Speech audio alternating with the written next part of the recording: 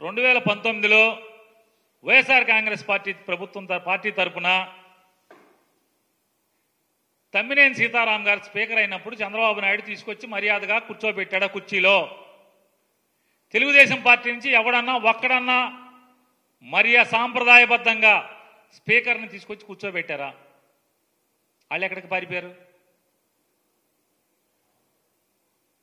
తమ్మినేని సీతారాం గారిని మీరున్నారు కదా, మీరందరూ తమ్మినేని సీతారాం గారిని చంద్రబాబు నాయుడు కానీ ఏ తెలుగుదేశం పార్టీ ఎమ్మెల్యే అయినా ఒక్కడన్నా ఆయన చేయబట్టుకుని సాంప్రదాయబద్ధంగా మర్యాదగా హుందాగా తీసుకొచ్చి ఆయన చైర్లో కూర్చోబెట్టేదాకా ఉన్నారా? వాకౌట్ చేశారా?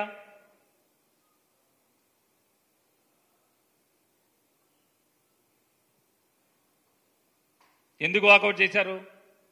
ఎందుకు పారిపోయారు? ఇవాళ మేము కారణం చెప్తున్నాం. ఎమ్మెల్యేగా గెలిచి ఒక మాజీ ముఖ్యమంత్రిని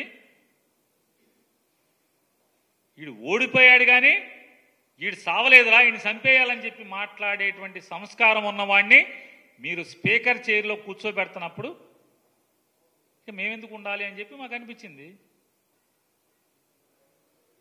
అటువంటి వాడిని మీరు స్పీకర్గా పెడితే రేపు సభ ఎట్లా నడుస్తాడో మాకు తెలీదా?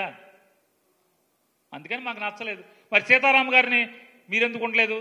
తమ్మినేని సీతారాం గారు మాకన్నా ముందు 5 ఏళ్ల ముందు కదా, మీరు 5 ఏళ్ల ముందు తమ్మినేని సీతారాం గారు స్పీకర్ అయినప్పుడు ఒక వెనుకబడిన కులాలే కదా అతను కూడా. మీరెందుకు లేడు? చంద్రబాబు నాయుడు తీసుకొచ్చి మర్యాదగా కూర్చోబెట్టాలి కదా, కూర్చోబెట్టలేదు ఎందుకని?